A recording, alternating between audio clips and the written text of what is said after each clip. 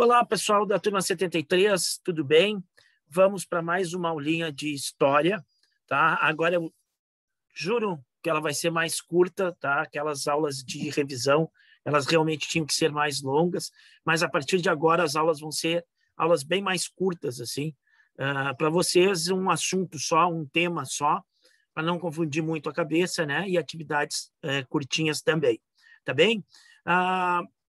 Só para a gente, antes de iniciar a aula de hoje, lembrar para vocês que a nossa última aula nós falamos sobre feudalismo, tá? Aquelas características principais do feudalismo, muito ligado à terra, tá? Uma economia de subsistência, isso quer dizer o quê? Pouca circulação de moeda, pouco comércio, né? As questões de sobrevivência muito ligadas à terra, tá? A relação de fidelidade entre os nobres, o poder descentralizado. O que quer dizer poder descentralizado? Quer dizer que não é o rei que manda em tudo, certo? O rei simplesmente é o senhor feudal que está no topo daquela cadeia de fidelidade e de benefício que existia entre a nobreza. Quem exercia o poder de fato eram os nobres, os senhores feudais, nos seus locais, cada um no seu local, mandando no seu campinho, certo? Pouca mobilidade social, ou quase nenhuma mobilidade social. O sujeito,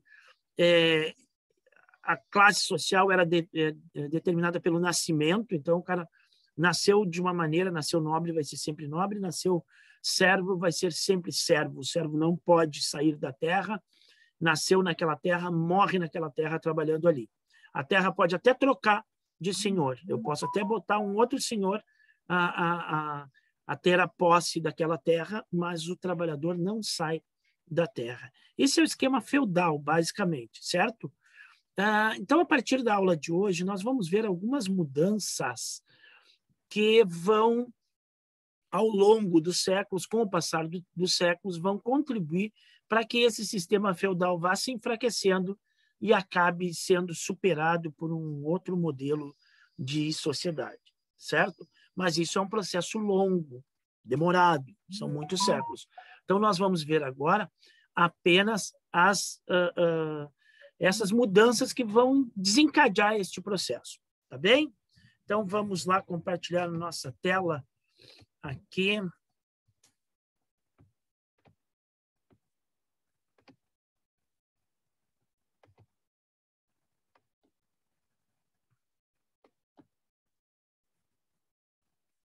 Isso é meio lento.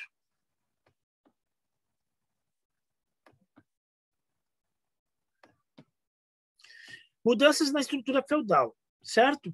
Então, o que vai mudar nessa estrutura feudal? Então, a partir do século...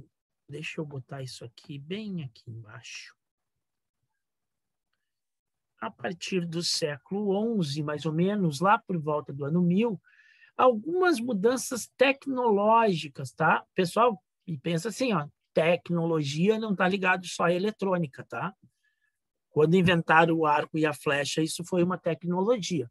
Quando inventaram o fogo, lascando duas pedrinhas, descobriram como reproduzir o fogo, isso é tecnologia, tá? Então, tudo que a gente inventa que melhora um pouco a nossa vida, que facilita as nossas tarefas, isso tudo é tecnologia. Técnica é conhecimento, né? O conhecimento apurado das coisas, tá? Então, não é só eletrônica. Hoje a gente fala em tecnologia, a gente pensa em eletrônica, né?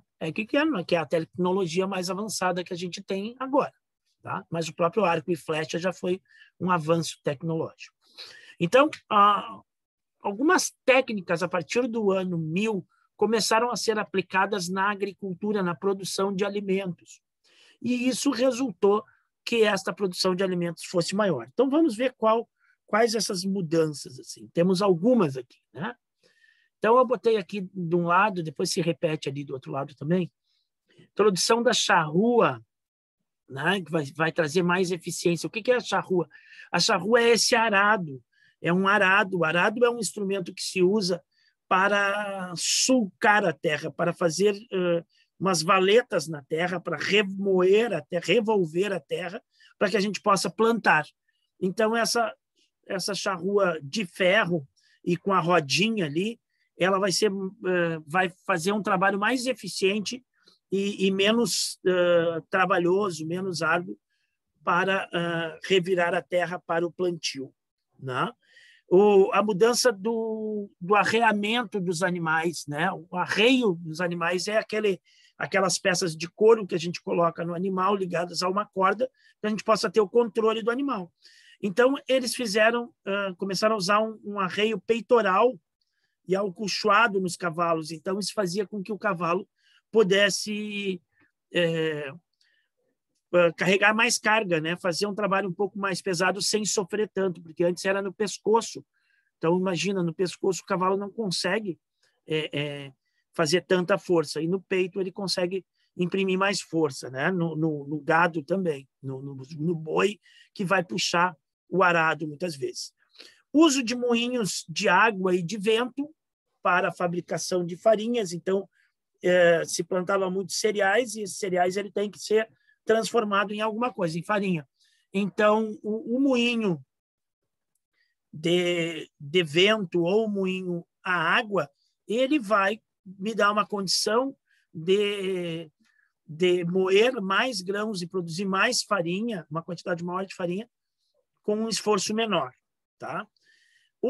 Outras inovações técnicas, agora não são exatamente técnicas, mas a ocupação de novas terras, né?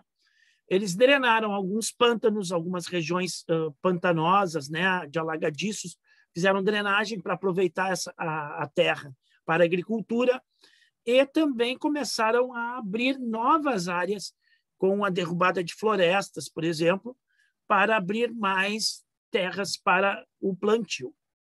Outra coisa que é muito importante, a rotação trienal das culturas. Ai, meu Deus, professor, que nome estranho, rotação trienal das culturas. Rotação, girar. Trienal, 3 anos. E a cultura, no caso aqui, seriam as plantas, que são... Não é a mesma cultura lá daquele nosso conceito, tá, pessoal? Cultura, nesse sentido aqui, são o tipo de plantas que eu estou plantando naquele momento. Então, vejam, aqui eu tenho uma pizzazinha com 3 cores. Então, vamos dizer aqui que eu estou plantando trigo aqui nessa área verde neste ano. E na área azul, eu estou plantando cevada. E na área vermelha, eu não estou plantando nada. Ela está descansando. Tá? Então, isso vai gerar uma produtividade maior da terra. Naquele mesmo pedaço de terra, eu consiga que ele me dê mais alimentos, mais grãos do que em outras condições. Por quê? Porque a terra ela vai se esgotando. Se eu planto sempre a mesma coisa no mesmo lugar, esta terra ela vai enfraquecendo, ela vai ficando com poucos nutrientes e vai enfraquecendo. Então, o que eles fazem? Plantam uma determinada cultura num pedaço de terra e no outro pedaço de terra plantam outra cultura. Né? E no outro pedaço de terra não planta nada, deixa a terra descansar. Né? Daí, no ano seguinte, é como se essas bolinhas aqui trocassem de lugar. Onde está verde vai ficar vermelho, ou seja, vai ficar descansando. Aí, aquele trigo que eu plantei aqui, eu vou plantar onde eu estava plantando cevada. E a minha cevada eu vou plantar lá onde não estava plantando nada no ano seguinte. Então, assim, só vou plantar a mesma coisa de 3 em 3 anos naquela terra. Isso vai aumentar a produtividade, certo?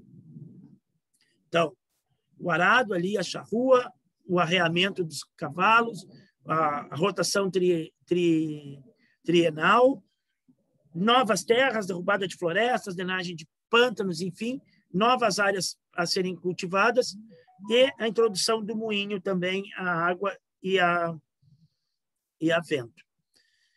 E o que isso vai gerar? Todas essas inovações vão gerar o quê? Vai dar uma sequência de coisas aí que vão ser consequência dessas inovações. Então, eu vou ter uma maior produção de alimentos. Se eu consigo plantar melhor, quer dizer que eu consigo ter mais alimentos. E, consequentemente, com mais alimentos, a população vai aumentar, porque vai estar melhor alimentada, né? Eu tenho condições de aumentar a população. E aí, o que vai acontecer? Vai sobrar produtos. Vai começar a sobrar produtos e vai ter mais gente. Então, eu vou começar a trocar mais produtos. Eu vou precisar, já que eu estou produzindo mais e tenho mais gente que eu posso deslocar daquela função só de plantar, né? Que vai então, ajudar a fazer ferramentas, a fazer outras coisas. Então, vai me sobrar produtos. Então, eu vou ter uma intensificação do comércio e um consequente crescimento das cidades. Por quê? Porque eu vou trocar, para mim trocar, eu tenho que encontrar outras pessoas em outros lugares, certo?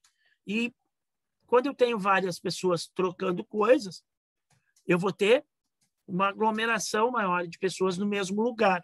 Então, vão surgir as feiras na Idade Média, nessa época, vão começar a surgir as feiras, que eram eventos em determinadas localidades lá, em que as pessoas vinham das regiões próximas e, às vezes, em algumas feiras, vinham de outro lado da Europa, vinham de longe. Algumas dessas feiras duravam 15 dias, um mês, né? Eram grandes momentos de troca e de aglutinação de pessoas. E isso vai acabar fazendo com que surjam algumas novas cidades e as que já existiam comecem a crescer, comecem a virar polos comerciais. Tá? Então, olha só que é um esqueminha que o senhor fez para vocês aqui, ó, até com setinha, né? Mais alimentos, mais população, mais comércio, mais aumento das cidades e tem mais coisa. Tem mais coisa. E aí eu vou ter mais pessoas trabalhando em atividades variadas, que não é só aquela atividade ligada à terra. Então, vão começar a surgir novas atividades profissionais. Tá? Vou ter a figura do comerciante, então eu vou ter mais pessoas trabalhando no comércio e saindo da terra. Eu vou ter mais pessoas ligadas ao transporte, às construções de pontes, de estradas, de casas, né? De igrejas, de castelos. Então, eu vou ter várias pessoas em outras atividades. Inclusive, a atividade financeira vai começar a surgir aí. Né? Por exemplo, o cara ia na feira, aí a gente lembrando no esquema feudal, né? Cada lugarzinho tinha a sua moeda, ou não tinha muita moeda, né? Cada lugarzinho tinha a sua lei, cada lugarzinho tinha o seu senhor que mandava ali e tudo mais. Tá? Então, o cara vai de um lugar para outro, às vezes o dinheiro dele não vale ali, ou não é o mesmo dinheiro. Então, como é que ele vai fazer? Por exemplo, ele precisa se hospedar, ele vai ficar 2 semanas num lugar lá, ele precisa dormir em algum lugar, ele precisa comer em algum lugar. Mas ele ainda não vendeu os produtos dele ali. Então, vai surgir, e a moeda que ele traz do seu lugar não é a moeda que é utilizada ali. Então, vai surgir um cara que uma profissão, né? Algumas pessoas vão resolver esse problema. O cara vai botar um banco no meio da feira, lá no meio da praça, e vai fazer a troca das moedas. Ele vai pegar uma moeda local, né? E vai pegar a moeda do cara que vem de fora e vai trocar, vai estabelecer uma relação entre essas moedas, equiparar elas e vai dizer, agora tu pode usar esse dinheiro aqui para pagar a hospedagem, para te alimentar, para fazer as tuas compras, né? E beleza, e quando ele vender os produtos dele, ele leva a moeda dele de volta. Para fazer esta função de câmbio, de troca de moedas, o cara, evidentemente, cobrava uma pequena taxa. Algumas pessoas também, às vezes, vinham sem o dinheiro necessário para passar esses 15 dias aí, um mês, fora de casa. Então, o cara também emprestava um dinheirinho para essas pessoas, né? E cobrava uma taxa disso. E essas pessoas, então, poderiam suprir as suas necessidades enquanto estavam fora, e depois que elas faziam o comércio, depois que elas vendiam as suas coisas, iam lá e pagavam o cara. Restituíam o empréstimo e, claro, ele levava uma taxinha. Lembrando que esta prática era meio condenada pela Igreja Católica. Né? A Igreja Católica era um pouco contra, um pouco não, era muito contra, que se emprestasse dinheiro e se cobrasse juros. Tá? Juro é um percentual. Por exemplo, eu te empresto 10 reais e te cobro 10% desse empréstimo. Então, eu te empresto 10 reais, te dou um mês para te me pagar. Quando tu me pagar, tu vai me pagar R$ 11 e não 10, certo?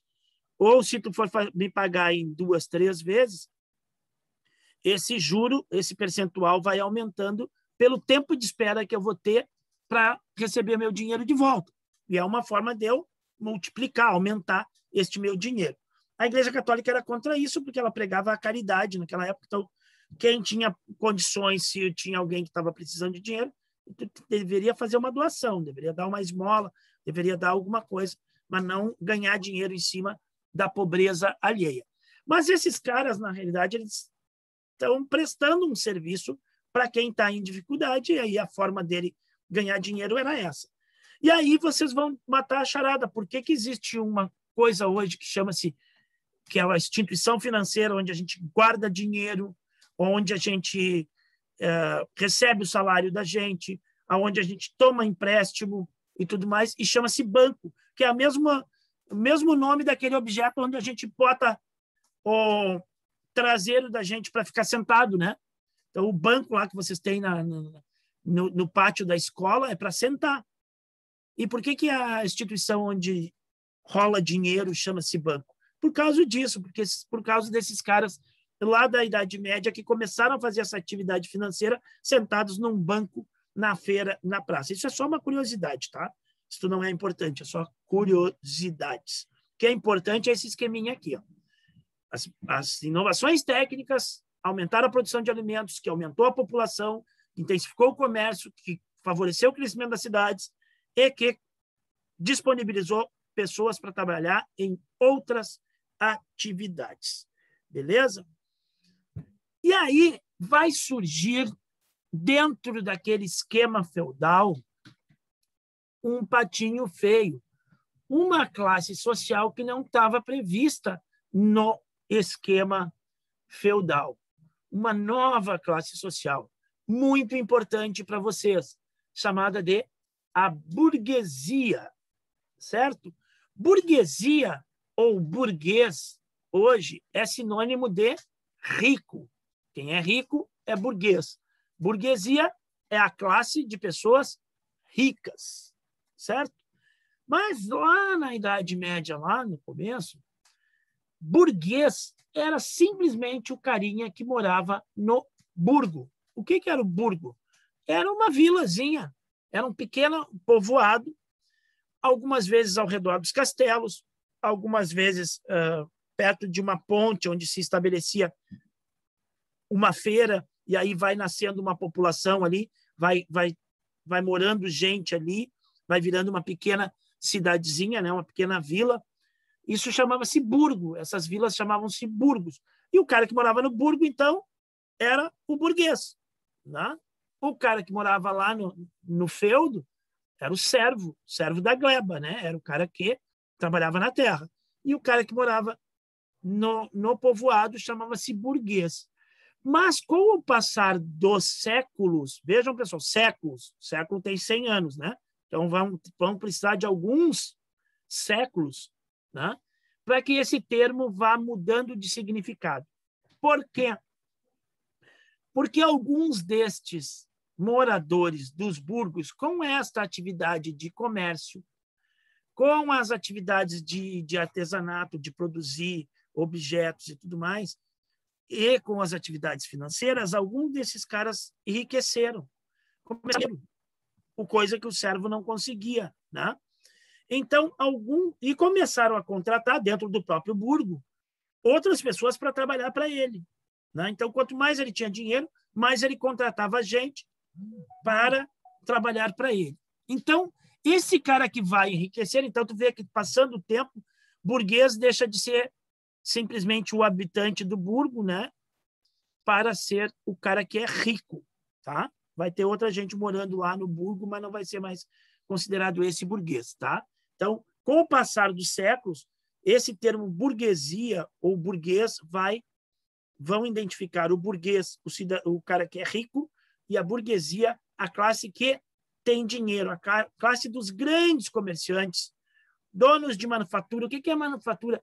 É umas pequenas fábricas que os caras fazem produtos à mão, mas é uma fabriquinha porque quando o cara é artesão, ele trabalha sozinho. No máximo, ele tem um ajudante. E na manufatura, eu vou ter várias pessoas trabalhando e não para si, trabalhando para um patrão, né? Que vai dar a matéria-prima, vai dar as ferramentas, vai dar o local. Então, é uma fábrica, só não tem máquina. Né? A manufatura é uma fábrica que não tem máquina com motor. Certo? Bueno, burguesia, então, esta classe social surgida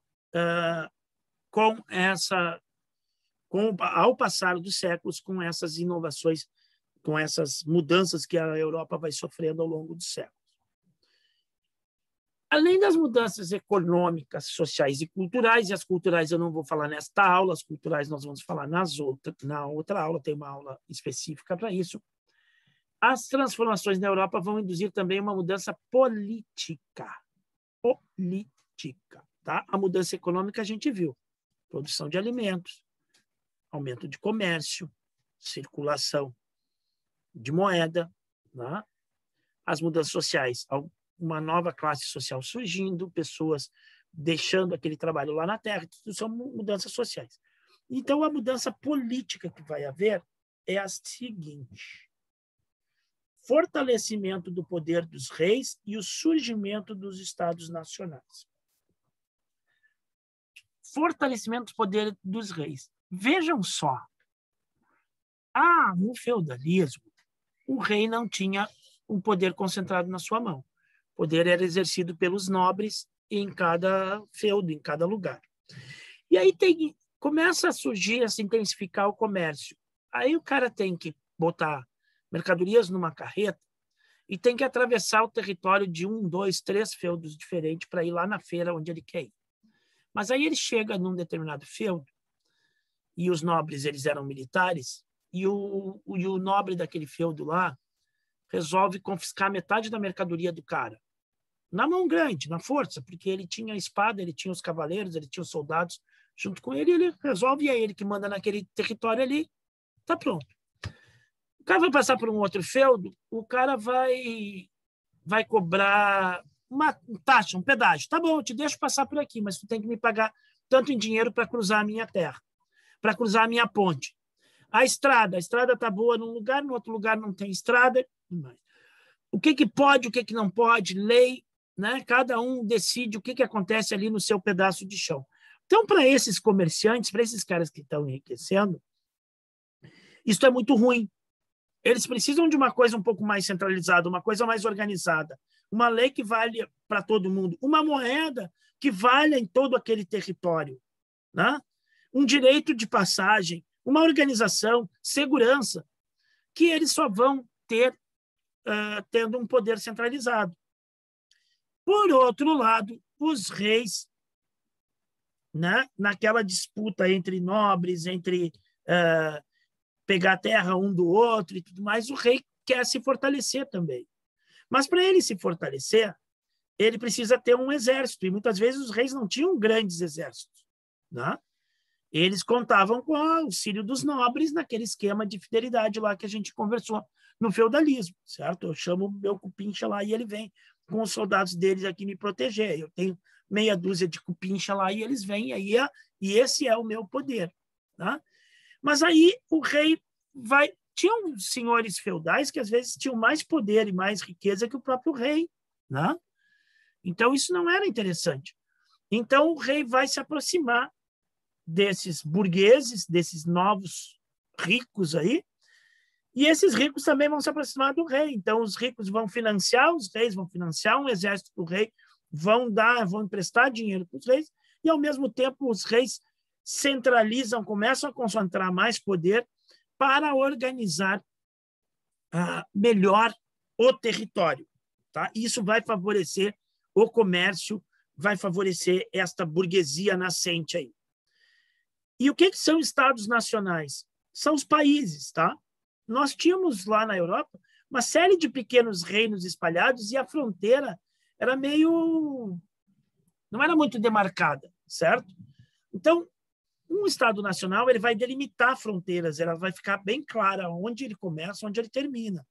Vai ter uma moeda única, vai ter uma moeda nacional que vai valer em todos os lugares daquele território demarcado pela fronteira. Vai ter um exército permanente e nacional, ou seja, o rei vai ter o controle sobre este exército, né? Vai concentrar o poder na mão do rei, né? Que depois vai virar uma coisa chamada absolutismo monárquico, que também vai ser matéria de uma outra aula. Vai criar, para não ter tanto desconforto com a nobreza, e isso é perigoso também, porque os caras também são militarizados, uma série de concessões e de manutenção de privilégios para dessa nobreza e a formação de um corpo burocrático. Então, o rei, ao fortalecer o poder assim, ele começa a dar cargos para os nobres, né? Cargos administrativos, mas desde que o poder fique concentrado na sua mão. Unificação de pesos e medidas. Você sabe o que é isso? É o que vocês estudam em ciência e matemática, sistema métrico, sistema, né? Como é que a gente sabe o que é um metro? Né?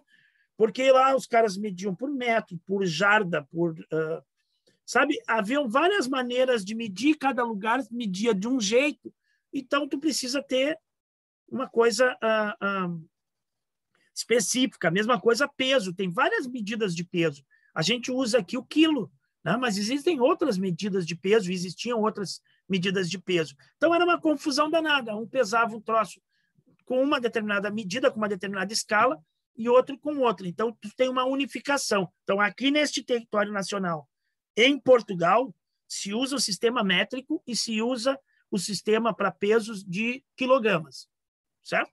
No outro país usa outra coisa, mas aqui vai se usar assim, né? Então, isso é a unificação de pesos e medidas, facilitava também essa ação comercial.